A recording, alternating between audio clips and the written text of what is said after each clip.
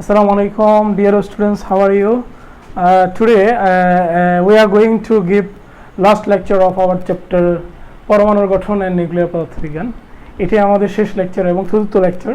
এই লেকচারে বেসিক্যালি আমরা কয়েকটা সিকিউ এবং এই চ্যাপ্টার রিলেটেড কয়েকটা জ্ঞানমূলক এবং অনুধাবনমূলক দেখার চেষ্টা করব। এরই মাধ্যমে আমরা আমাদের এই অধ্যায় অর্থাৎ নবম অধ্যায় পরমাণুর গঠন এবং নিউক্লিয়ার পদার্থবিজ্ঞান অংশ শেষ করব। এরপর একদম আমরা লাস্ট লেকচার আধুনিক পদার্থবিজ্ঞানের জ্যোতির্বিজ্ঞান যে অংশটি সেটা নিয়ে আমরা আলোচনা করার প্রয়াস পাবো। দেখতেই পাচ্ছ তোমরা এখানে একটা সিকিউ অলরেডি আমরা এখানে নিচে একটি তথ্যচক দেওয়া আছে। সেই তথ্যচকে মৌলের নাম দেওয়া আছে রেডন, অক্সিজেন, এটা হচ্ছে আয়রন, এটা হচ্ছে লিথিয়াম। এর প্রোটন সংখ্যা দেওয়া আছে যথাক্রমে 86, 8, 26, 30 এবং ভর সংখ্যা নিউক্লিয়াসের ভর দেওয়া আছে। এছাড়া এই যে আমরা যে অ্যাটমিক মাসগুলো প্রকাশ করার জন্য যে একটা একক ব্যবহার করি AMU অ্যাটমিক মাস ইউনিট সেটা দেওয়া আছে। আর আমরা দেখতে পাচ্ছি MP মাস অফ প্রোটন দেওয়া আছে অ্যাটমিক মাস ইউনিট এককে। MN নিউট্রনের ভর দেওয়া আছে। এই চার্টগুলো দেওয়ার পর এখানে বলা হচ্ছে রেডনের ভর ত্রুটি বের করো। আর এরপরের প্রশ্ন, উদ্দীপকের প্রদত্ত তথ্য ব্যবহার করে নিউক্লিয়নের প্রতিবন্ধন শক্তি বনাম ভর সংখ্যার লেখচিত্র অঙ্কন করতে হবে আমাদেরকে। তাহলে আমরা 1 বাই 1 সলিউশনের দিকে আগাবো। প্রথমেই বলা হচ্ছে রেডনের ভর ত্রুটি নির্ণয় করতে বলা হচ্ছে। তাহলে এখানে রেডনের ভর ত্রুটি যদি আমরা ডিটারমাইন করতে চাই, আমাদেরকে ভর ত্রুটির সংজ্ঞাটা অবশ্যই মনে রাখতে হবে। ভর ত্রুটির সংজ্ঞাটা কি ছিল কেউ বলতে পারে? রেডনের ভর ত্রুটির সংজ্ঞাটা ছিল কোনো নিউক্লিয়াসের ভর মুক্ত অবস্থায় ওই নিউক্লিয়াসটি গঠনকারী মুক্ত অবস্থায় এর নিউক্লিয়নগুলো অর্থাৎ প্রোটন এবং নিউট্রনের ভরের যোগফল হচ্ছে কিছুটা কম হয়, ইহাকে বলা হয় ভর ত্রুটি। তাহলে আমি যদি প্রথমেই রেডনের ক্ষেত্রে যাই, রেডনের ভর ত্রুটি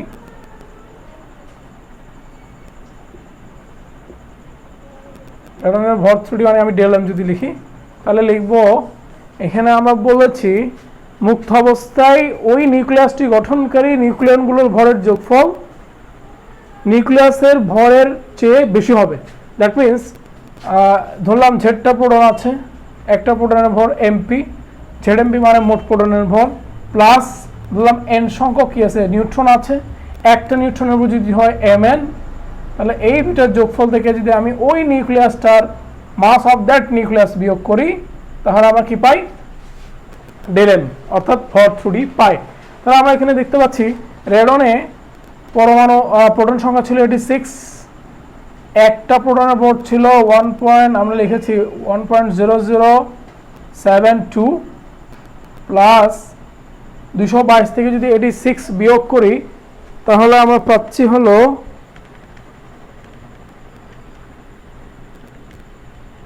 136 ইন্টু 1.0087 ছিল এটা।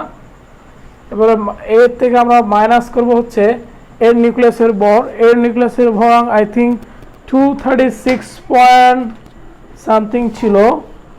একটু চার্টটা আমাদের সামনে রাখতে হবে, তোমরা যারা প্রশ্নটা তুলে নিয়েছো তাদের জন্য সমস্যা হবে না। আমরা জানি রেডনের হচ্ছে রেডনের ভর হচ্ছে 222.017 222.017। মেবি আমি এই সংখ্যাটা এর চেয়ে বেশি লিখেছিলাম এর আগে প্রশ্নে, এটা একটু কারেকশন করে নাও। রেডনের নিউক্লিয়াসের ভরটা হবে 222.017 AMU। এখন যদি আমরা ক্যালকুলেশন করে জাস্ট বিয়োগ করি তাহলে এখানে যে সংখ্যাটা আসবে সেটাই হচ্ছে রেডনের ভর ত্রুটি। আমরা খুব সহজে বের করতে পারি। Hold on please. 86 গুণন 1.0072 প্লাস 136 গুণন 1.0087 মাইনাস 222.017 এরই হচ্ছে এখান থেকে যে মানটা আমরা পাচ্ছি 1.784 AMU। আমরা চাইলে কেজিতে কনভার্ট করতে পারি। 1 AMU সমান আমরা জানি 1.66 × 10⁻27, এটা বসিয়ে দিলেই আমরা মানটা পেয়ে যাব। তাহলে আমাদের প্রথম কাজটা শেষ। এটা আমাদের একটু মনে রাখতে হবে এই মানটা, কারণ পরবর্তীতে আমাদের এই মানটা কাজে লাগবে। 1.784 আমরা একটু নিচে এর পাশে লিখে রাখি 1.784, এটা হচ্ছে রেডন। নাও আমরা এর পরের প্রশ্নে চলে যাই। এর পরের প্রশ্নে এখানে এই যে মৌলগুলো দেওয়া আছে এগুলোর নিউক্লিয়ন পার বন্ধন শক্তি বের করে আমরা লেখচিত্রে ভরাট করব এটা। তাহলে প্রথমে আসি খতে। আমরা দেখতে পাচ্ছি রেডনের ক্ষেত্রে রেডনের নিউক্লিয়ন পার বন্ধন শক্তি বের করতে গেলে প্রথমত আমাদের বন্ধন শক্তি বের করতে হবে, বাইন্ডিং এনার্জি। বাইন্ডিং এনার্জি মানে আমরা জানি this is del m c square. এখানে ডেল এম দেওয়াই আছে 1.784। আমরা যদি কেজিতে কনভার্ট করি 1.66 × 10⁻27 ইন্টু সি স্কোয়ার। সি এর মান আমাদের জানা আছে 3.8 × 3.0 × 10⁻8 হোল স্কোয়ার। সেই মানগুলো যদি আমি একটু ক্যালকুলেশন করি আমরা,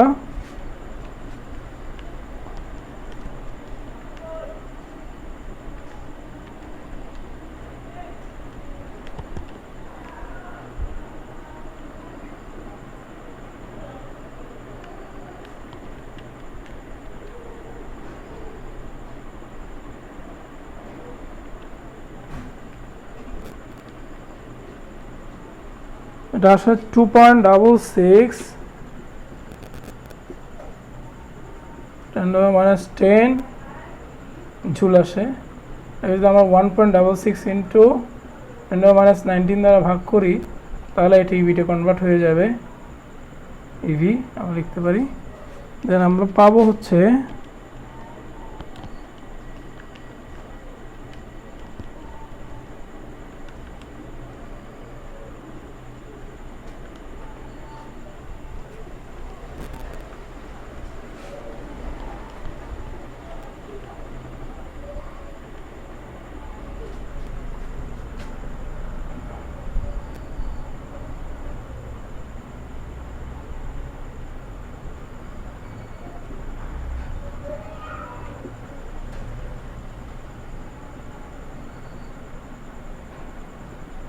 সুতরাং বাইন্ডিং এনার্জি পার নিউক্লিয়ন যদি লিখব 1.667/222 সমান কত আসে?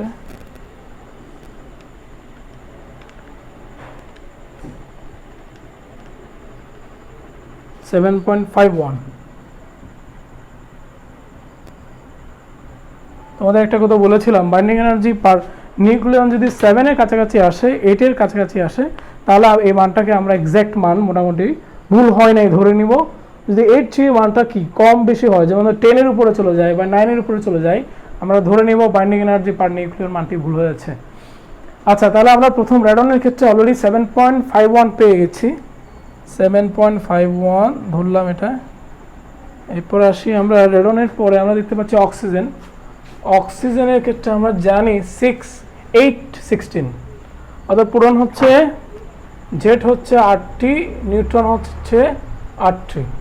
তাহলে আমরা জানি ডেল এম যদি প্রথমে বের করি আমরা কি লিখবো? ডেল এম এর ক্ষেত্রে আমরা জানি যতগুলো প্রোটন ততগুলো প্রোটনের ভর প্লাস যতগুলো নিউট্রন ততগুলো নিউট্রনের ভর থেকে আমরা ওই নিউক্লিয়াসের ভরটা বিয়োগ করে দিব, তাহলে আমরা ডেল এম পেয়ে যাবো। এখানে আমরা দেখতে পাচ্ছি 8 × 1.0072 প্লাস 8 × 1.0087,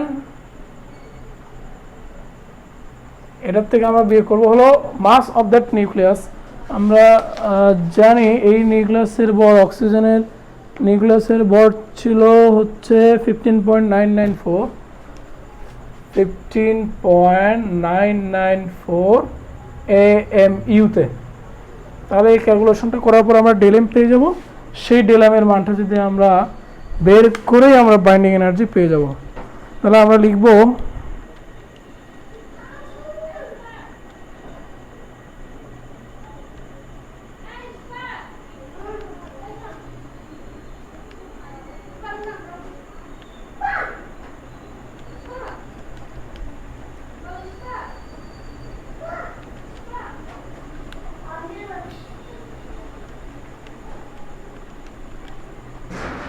তাহলে আমরা পাচ্ছি 0.1332 0.1332 AMU। তাহলে এখানে আমরা যদি বাইন্ডিং এনার্জি বের করি আমরা পাচ্ছি এটাকে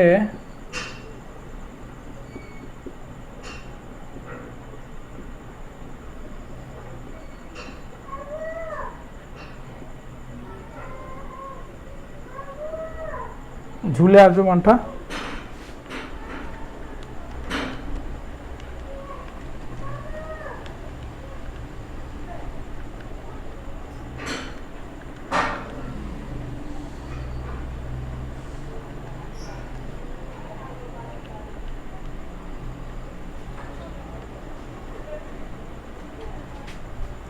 (1.99 into 10⁻11) ঝুল আসবে।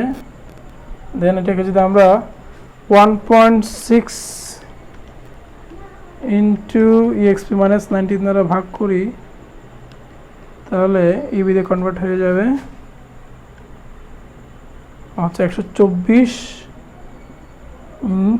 MeV পাবো, যেভাবে কনভার্সনটা দেখিয়েছিলাম। এখন আমরা বাইন্ডিং এনার্জি পার নিউক্লিয়ন যদি বের করি তাহলে দাঁড়াচ্ছে 124কে আমরা 16 দিয়ে ভাগ করব, ভাগ 124 ভাগ 16 7.75।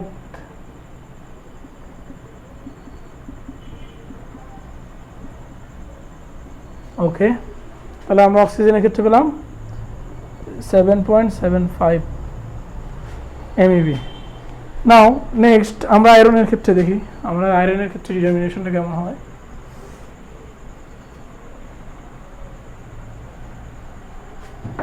দেখবো Fe এর ক্ষেত্রে আমরা জানি Fe এর ক্ষেত্রে জেড হচ্ছে প্রোটন সংখ্যা 26টি আর নিউট্রন সংখ্যা হচ্ছে 56 বিয়োগ 26, মানে দাঁড়াচ্ছে হচ্ছে 30। আর ডেল সমান আমরা বের করতে জানি, আমরা বলেছিলাম নিউক্লিয়নগুলোর ভরের সমষ্টি থেকে ও এর নিউক্লিয়াসের ভর বিয়োগ করব। তাহলে এখানে সূত্রটা হচ্ছে ZMP plus NMN minus mass of that nucleus. তাহলে আমরা আমাদের কাঙ্ক্ষিত মান পেয়ে যাচ্ছি। এখানে জেড হচ্ছে 26 ইন্টু 1.0072 প্লাস 30 ইন্টু 1.0087 মাইনাস আয়রনের ভর আমরা জানি নিউক্লিয়াসের 55.934 পুরোটাকে আমরা প্রকাশ করেছি AMU এককে, অ্যাটমিক মাস ইউনিট এককে। তাহলে আমরা যদি বিয়োগ করি জাস্ট, তাহলে আমাদের মানটা পাচ্ছি হলো 26 ইন্টু 1.0072 প্লাস 30 ইন্টু 1.0087 ইকুয়াল, তার থেকে আমরা মাইনাস করবো হচ্ছে 55.934। তাহলে আমরা পাচ্ছি 0.5142 AMU। আমরা বলেছিলাম বাইন্ডিং এনার্জি বের করতে চাইলে আমরা কি করব, লিখব ডেল এম সি স্কোয়ার আমাদের সূত্র। তাহলে ডেল এর মান হচ্ছে 0.5142 ইন্টু 10 এটাকে ইন্টু দিয়ে আমরা 1.66 এটা ইন্টু 3 ইন্টু 10⁸ হোল স্কোয়ার করলে আমরা ঝুলে মানটা পেয়ে যাব।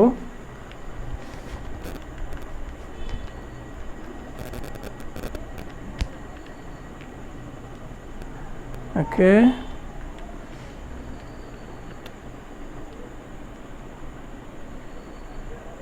যে মানটা আমরা পাচ্ছি 7.682 ইন্টু 10⁻11 জুল।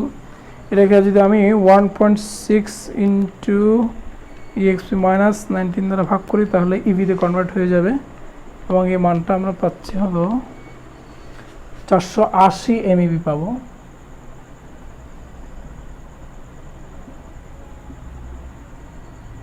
বাইন্ডিং এনার্জি পার নিউক্লিয়ন বের করার ক্ষেত্রে আমরা বলেছিলাম নিউক্লিয়ন সংখ্যা দিয়ে ভাগ করব।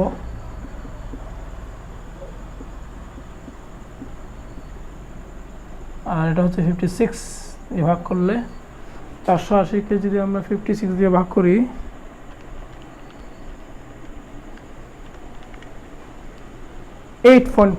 মাশাআল্লাহ চমৎকার মানটা এসেছে। অনেক জায়গায় মানটা হিসাব করছে হচ্ছে 7.5, কিন্তু আমরা জানি আয়রনের ক্ষেত্রে মানটা 8.57 অর্থাৎ ম্যাক্সিমাম হয়। তাহলে আমাদের মানটা এক্স্যাক্টলি আসছে এখানে, আমাদের ক্যালকুলেশন ইজ ওকে। নাও আমরা লাস্ট যে লিথিয়ামের ক্ষেত্রে আমরা দেখব।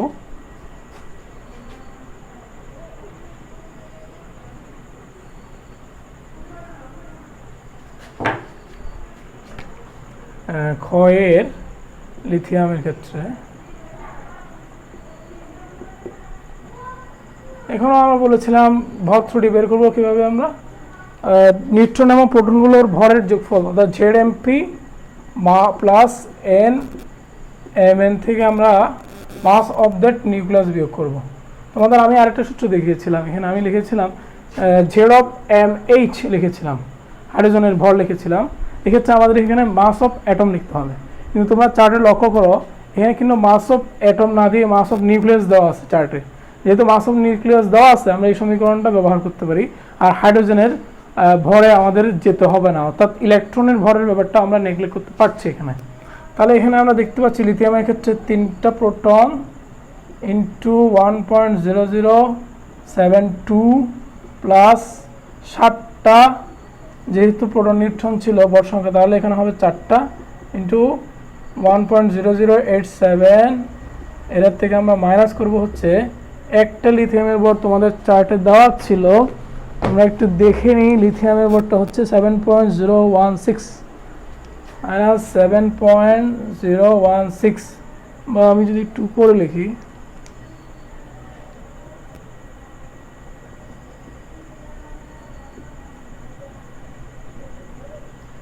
AMU একক ছিল। তাহলে আমরা যদি ক্যালকুলেশনটা করি 3 ইন্টু 1.0072 প্লাস 4 ইন্টু 1.0087, তার থেকে আমরা মাইনাস করবো হচ্ছে 7.016, তাহলে আমরা পাচ্ছি 0.040 AMU। আমরা এখান থেকে বাইন্ডিং এনার্জি খুব সহজেই বের করতে পারি, এটা 8.57 লিখে নিই একটু, আর এখানে বাইন্ডিং এনার্জি হবে ΔMc², ΔM হচ্ছে 0.0404 into 1.66 into 10⁻27 into 3 into 10⁻8 whole square. তাহলে এখানে যে মানটা আসবে 1.66 into x minus 27 into 3 into xp8 whole square, এই যে আমরা পেলাম 6.035 into 10⁻12 ইবি পাচ্ছি, সরি জুল পাচ্ছি, জুল।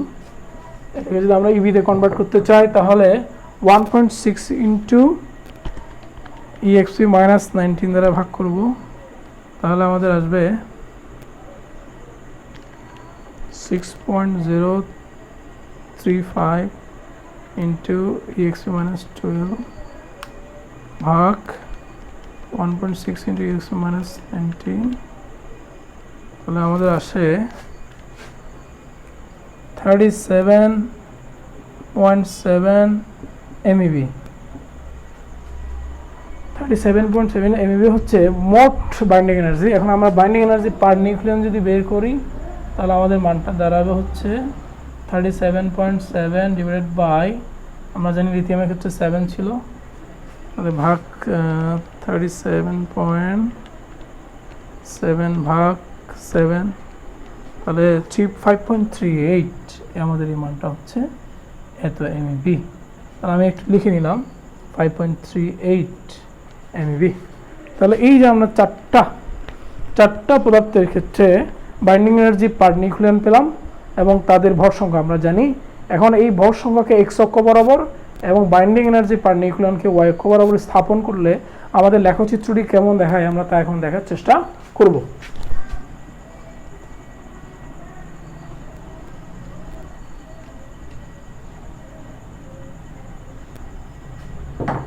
তাহলে আমরা এখন লিখছি বাইন্ডিং এনার্জি পার নিউক্লিয়ন ভার্সাস ভর সংখ্যাকে আমরা এ দ্বারা প্রকাশ করি, তাহলে লিখবো এই গ্রাফটা আমরা দেখতে চাই। তাহলে আমরা লিখে দিলাম ভর সংখ্যা আর এদিকে দিলাম বাইন্ডিং এনার্জি পার নিউক্লিয়ন, এই মানটা আমরা দিলাম। তাহলে আমরা যদি একটু নিচের থেকে যাই, ধরলাম এটা হলো 2 MeV, এই মানটা 2 MeV, আর এই মানটা ধরলাম 4 MeV, এই মানটা ধরলাম 6 MeV, এই মানটা ধরলাম 7, 8 MeV। এই হচ্ছে আমাদের লেখচিত্র। আমরা জানি 9 এর উপরে যাবে না এই মানটা। আর আমাদের ভর সংখ্যাগুলোকে আমি যদি এভাবে স্থাপন করি একটু, এই জায়গায় যদি আমি যদি 7 ধরি, এটা যদি হয় 14, এটা যদি হয় 42, এখানে যদি হয় 56, আর এখানে মাঝখানে যদি আমি 14, তো এটা 16, এই মানটা 16 রাখলাম। তাহলে 7, 16, 53, আর 56 এর ডাবল যদি এখানে যাই, এখানে ধরলাম এখানে 222। এই চারটা ভ্যালু আমি বসাবো। আমি অলরেডি বাইন্ডিং এনার্জি চার্ট ধরে নিয়েছি একটা, আর ভর সংখ্যাগুলো আমি বসিয়ে ফেলেছি। যখন ভর সংখ্যা 7, তখন বাইন্ডিং এনার্জি পার নিউক্লিয়ন আমরা বের করেছি 5.38। 5.38 মানে এই যে 5, 4 এবং 5 এর মাঝখানে 38 মানে কোথায় হবে, ঠিক একটু উপরে হবে, এই জায়গায়।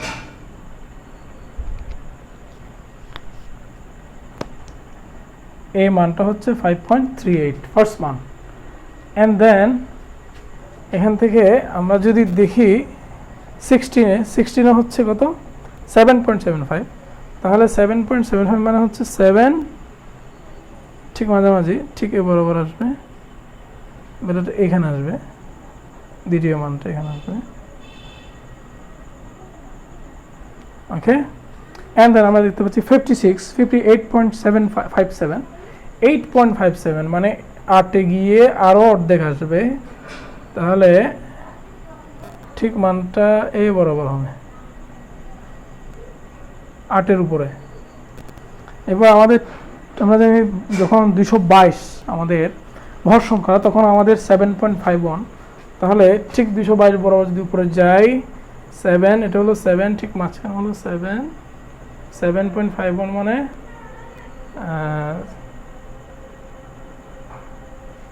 আরেকটু পরে যাবে, এইখানে যাবে, সরি,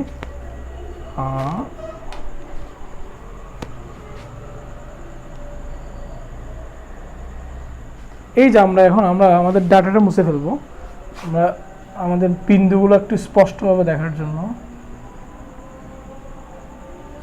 আমরা আবার লিখি। এটা 2 ছিল, 4 ছিল, 6 ছিল, 8 ছিল। তাহলে আমি যদি লেখচিত্র অঙ্কন করি, ঠিক এভাবে যাবে। ম্যাক্সিমামে গিয়ে আবার কমতেছে, কমে কমে একদম ফ্ল্যাট হয়ে যাচ্ছে, এই যে ফ্ল্যাট। এটা হচ্ছে বাইন্ডিং এনার্জি পার নিউক্লিয়ন ভার্সেস ভর সংখ্যা গ্রাফ। তোমাদের এই গ্রাফটা অবশ্যই মনে রাখবে। আমরা বলেছিলাম দেখো 7.5-এ গিয়েই কিন্তু আমাদের এই ডাটাটা কি হচ্ছে, ফ্ল্যাট হয়ে যাচ্ছে, এটা আর আপস অ্যান্ড ডাউনস হচ্ছে না। 8.57 ছিল, এটা আয়রনের ক্ষেত্রে এটা ম্যাক্সিমাম ছিল, এর উপর আর কোনো বাইন্ডিং এনার্জি পার নিউক্লিয়ন হতে পারে না। অতএব অন্য যে কোনো বলু 8.57-এর চেয়ে কী হবে, কম হবে।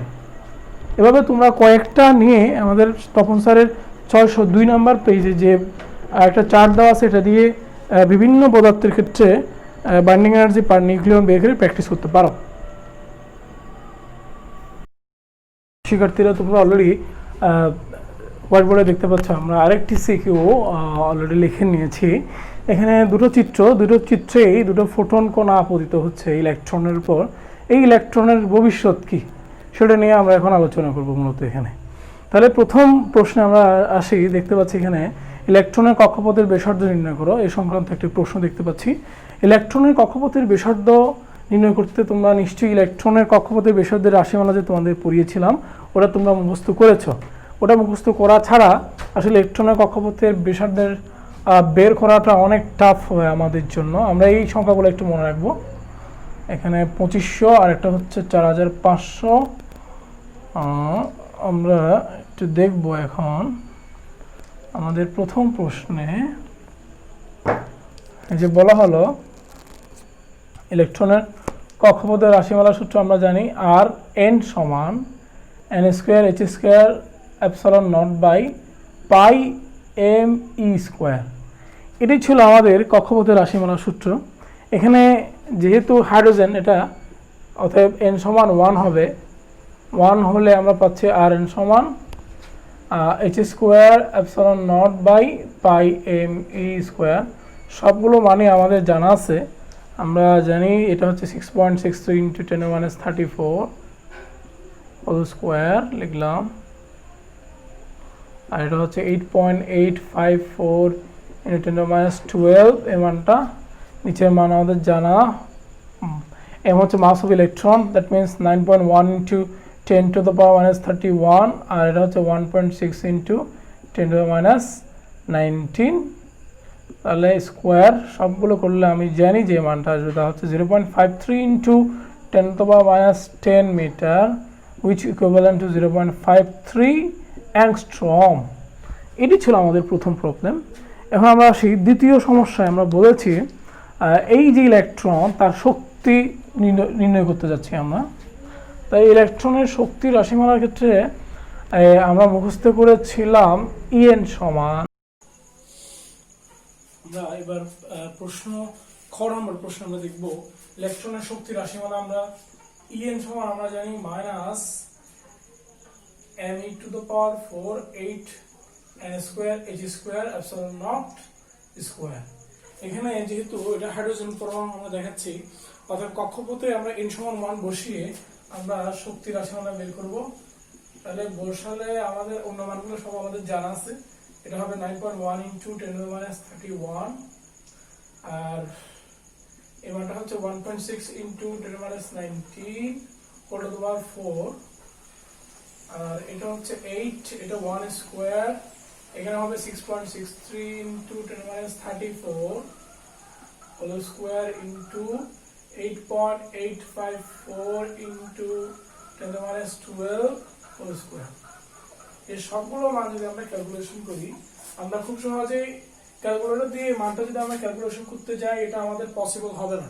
কারণ এই দেখো তোমাদের যে পাওয়ারগুলো আছে, পাওয়ারগুলো কম্বিনেশনের উপরে আসবে হচ্ছে 10⁻−107 আসবে এখানে, আর নিচে আসবে 10⁻92 আসবে আই থিঙ্ক।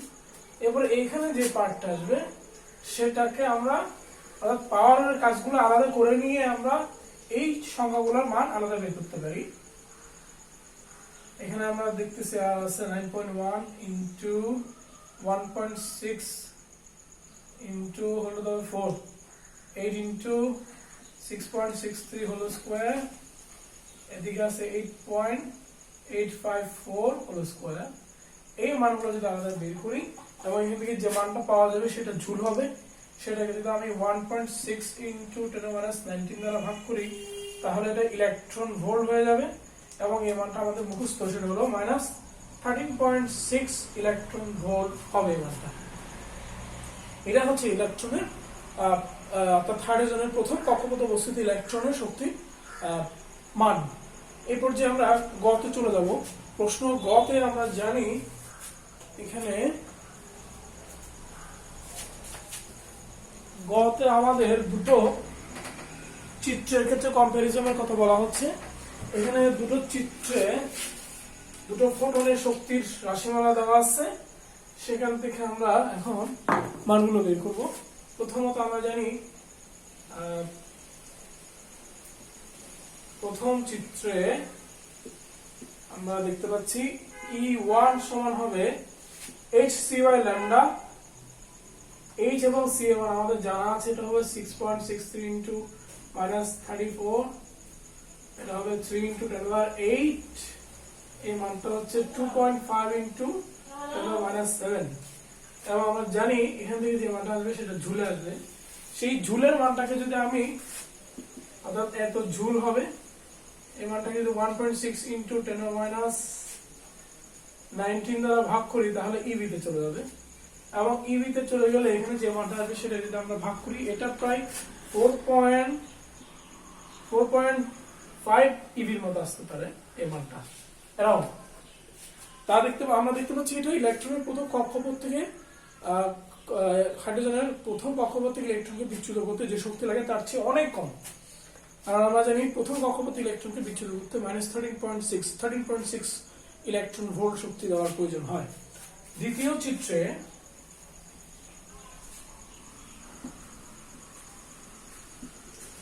E2 সমান hc বাই ল্যামডা। তাহলে আমরা যদি মানগুলো বসাই 6.6 × 10⁻34 into 3 into 10 to the power 8 divided by lambda সমান যদি বসিয়ে দিই 4.5 into 10 to the power -7 জুলে আসবে, এবং জুলের যে মানটা আসবে সেটাকে যদি আমরা 1.6 into 10⁻19 দ্বারা ভাগ করি তাহলে ইবি তে চলে যাবে, এবং দেখা গেছে এই মানটা প্রায় 2.7। তোমরা ক্যালকুলেশন করে বসিয়ে এটা ভাগ করে দেখবে 2.7 ইভি আসবে। তো আমরা দেখতে পাচ্ছি প্রথম কক্ষপথ থেকে ইলেকট্রনকে বিচ্যুত করার জন্য যে শক্তি লাগে এই 2.7 ইলেকট্রন ভোল্ট শক্তিটা তার তুলনায় খুবই কম। অতএব আমরা দেখতে পারি প্রথম ও দ্বিতীয় চিত্রে বা উভয় ক্ষেত্রে ইলেকট্রনের কক্ষচ্যুতি ঘটবে না।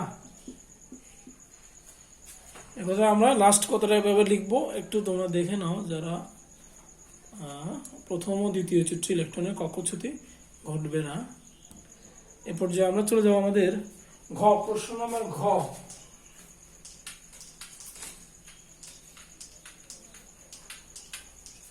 প্রশ্ন হয়তো তোমরা জানো এখানে একটা শক্তি রাশিমালা নির্ণয় করার ক্ষেত্রে সে আপতিত ফোটনের তোমার কম্পাঙ্ক দেওয়া আছে, এবং এই কম্পাঙ্কের মান ছিল অ্যারাউন্ড x সমান 2.6 into 10 to the minus I think 2.46 into 15 hertz. তোমরা একটু দেখে নিবে, কারেকশনটা করে নিবে।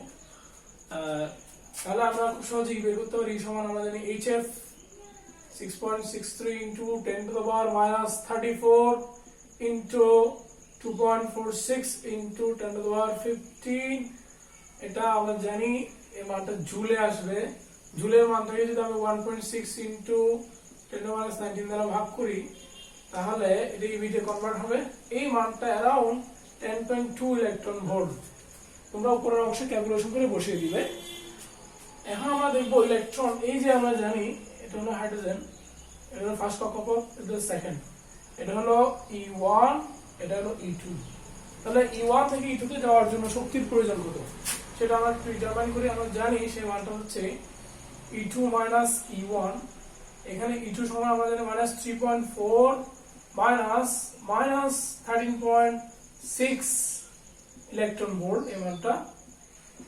তাহলে এটাও আসে অ্যারাউন্ড 10.2 ইলেকট্রন ভোল্ট। তাহলে আমরা দেখতে পাচ্ছি ইলেকট্রনকে ফার্স্ট কক্ষপথ থেকে সেকেন্ড কক্ষপথে স্থানান্তর ঘটানোর জন্য শক্তি লাগে 10.2 ইলেকট্রন ভোল্ট, এবং আপতিত ফোটন কণা সেই পরিমাণ শক্তি সরবরাহ করছে। অর্থাৎ আমরা বলবো এখানে ইলেকট্রনের কক্ষচ্যুতি ঘটবে, অর্থাৎ ইলেকট্রনের স্থানান্তর ঘটবে। সুতরাং ইলেকট্রনের স্থানান্তর ঘটবে।